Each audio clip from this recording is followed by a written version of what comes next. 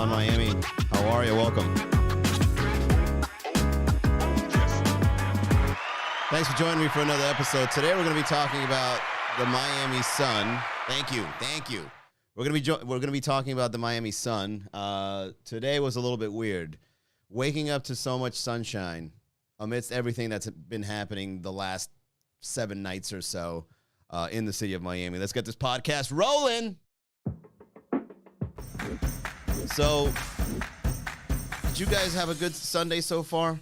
I had a great Sunday. I woke up, had a great breakfast, and I looked outside the window, and lo and behold, the sun was shining in a way that I haven't seen shine. Like, there was not one cloud in the sky. There was no evidence or residue of what's been happening the last 48 hours in the city of Miami. I was a little upset. Science goes out the window completely when things like this happen, and I get into human animalistic mode on how angry yet relieved I was. I think the whole day it didn't rain today, right? So when you wake up, you look at the sun and you talk to the sun as if it was a real person. Why do you do this? Where were you? Where your ass was at? Why didn't you show yourself when we needed you the most? You know, in case you guys don't know, the city of Miami was close to being a part of the Atlantic Ocean. Brickell was underwater for like 12 hours. I don't know how the hell they're able to drain that water so quickly, but they do it. Okay, it's magic. Just like, surely enough, the sun rises, surely enough, the waters in Brickell will drain. And so, I'm cursing at the sun. That's how I came up with today's reel. I'm like looking at this thing like, where the hell were you, man? And I kind of like, if I were to give the sun a personality, I would say that the sun is a very gracious thing, right? Oh, here's my sun, my sunshine. Here's my light. Here's my love. You know what? You guys had enough of me. Clouds, take it away. And then the clouds start coming. And the sun nowhere in sight. It almost makes you feel as if there was no sun. Sure, there was light, but it was in a gray. I don't know how to explain it, but when the gray skies come and there's no light coming through, it looks like the clouds themselves gives you the light. You know what I'm saying? Let's get on over to the chat. I want to say what's up to the people here. Sucre Elias, welcome. Diana Paola, Adam Malton, William, Voctorox, welcome. Sis Comedy, Skanoosh, Oriana, Latinator.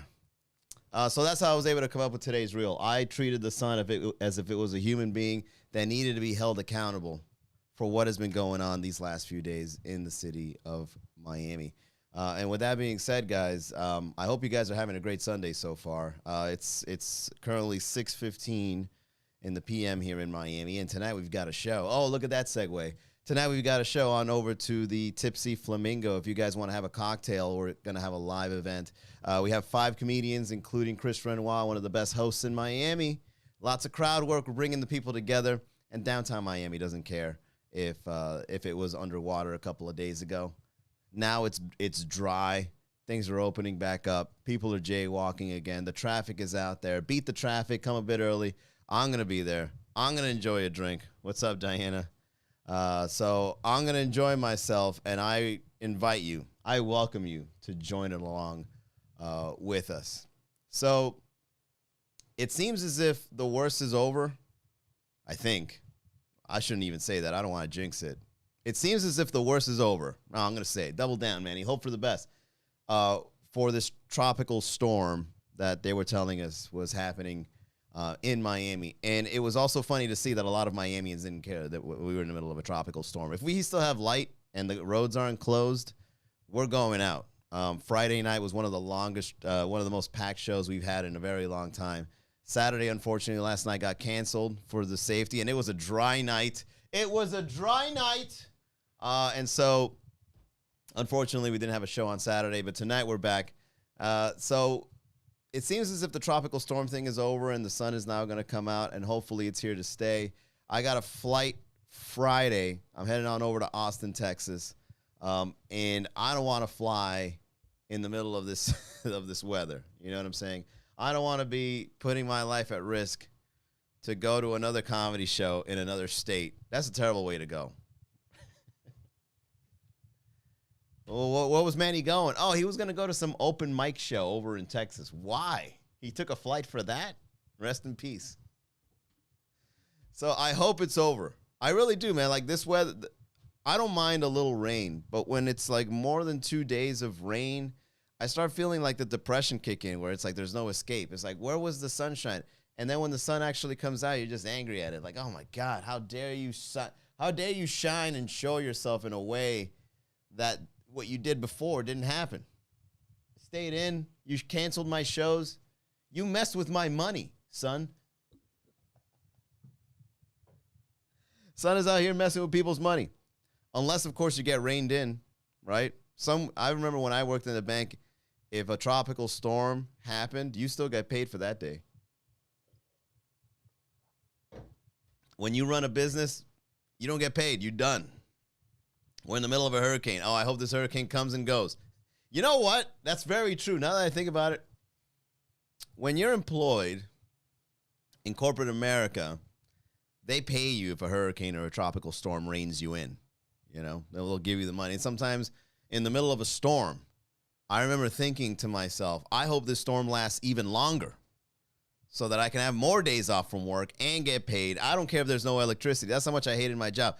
I hope this storm lasts another week, right? You're out there getting money, and then now that I'm self-employed, I'm getting no money. And so you're just looking out the window, and then it affects you differently. Back then, I used to love a storm. Oh, thank God, I don't got to go to work today. Now it's like, yo, this rain is fucking with my money, man. Hey, that's true. I'm going to write that one down. That's a good one. So, yeah, we're back, and it's good to be back. I was talking yesterday about what it would be like. What kind of businesses would you open in Miami knowing that a storm can flood us in like an hour, you know? Like just an hour of rain can completely flood the city of Miami. I was talking about starting a gondola business, going out there and just giving people rides in the middle of the flood. I'm sure you can make a lot of money, and a lot of people aren't doubling down on that. Bring out some jet skis, right? We were talking about starting a jet ski service where you just have like some jet skis in your garage, and then when it starts getting flooded, you just pull those bad boys out, start renting them out. You start driving up and down Little Havana in a jet ski. That'd be dope, man. Let's see. What did I do during the rain? I would say I stayed inside and I started cleaning up the house, and I started organizing my my studio here. My studio is spick and span. If you guys didn't know, I had to revamp the studio because of the rainwater that used to come in this corner over here, and it would rot the wood underneath the makeshift floor that I did here over in the garage. And there would be like these parts of, like, they would be dented, like you could squish.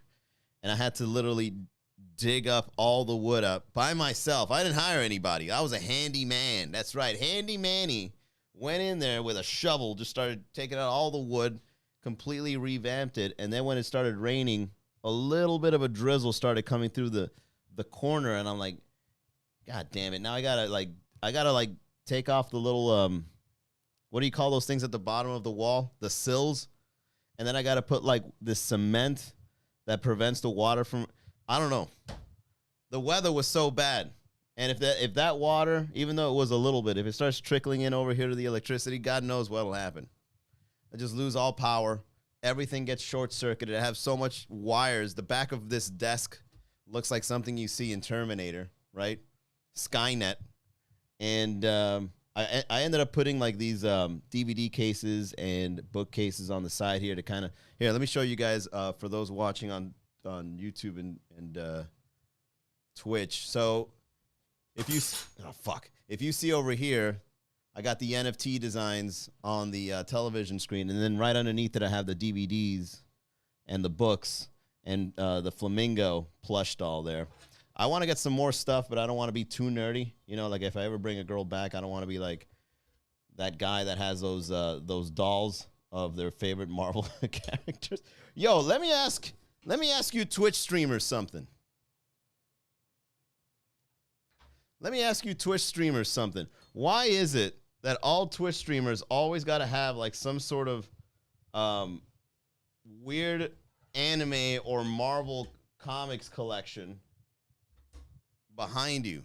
Do you want the world to know that you don't get laid? Huh?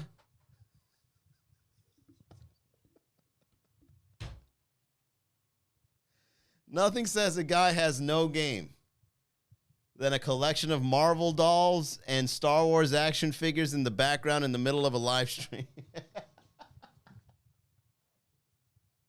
I don't want to be that guy. So, you know, I put DVDs and I put books. Look at that. See, I'm cultured.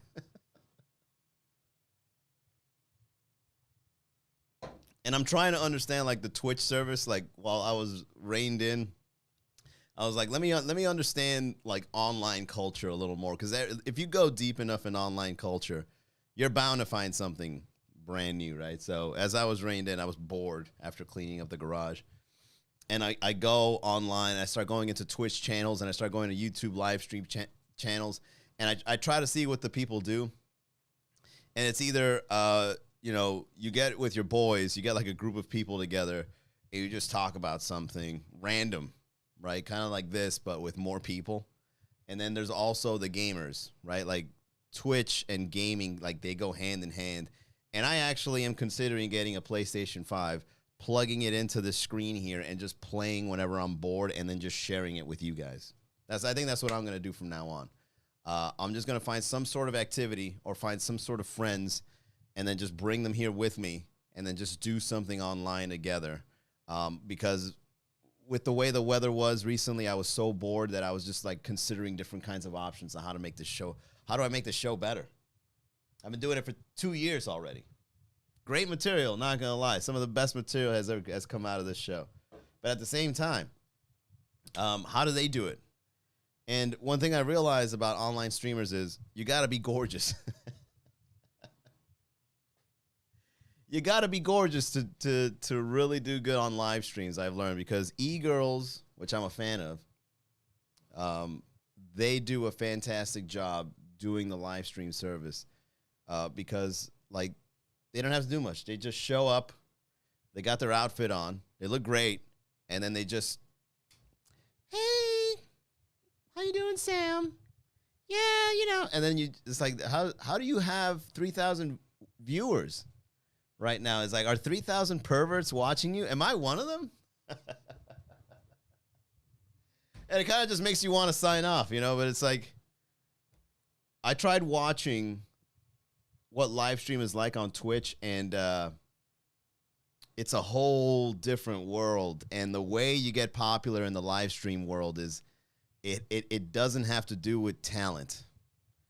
It has to do with either how you look and what games you're playing. Nothing else.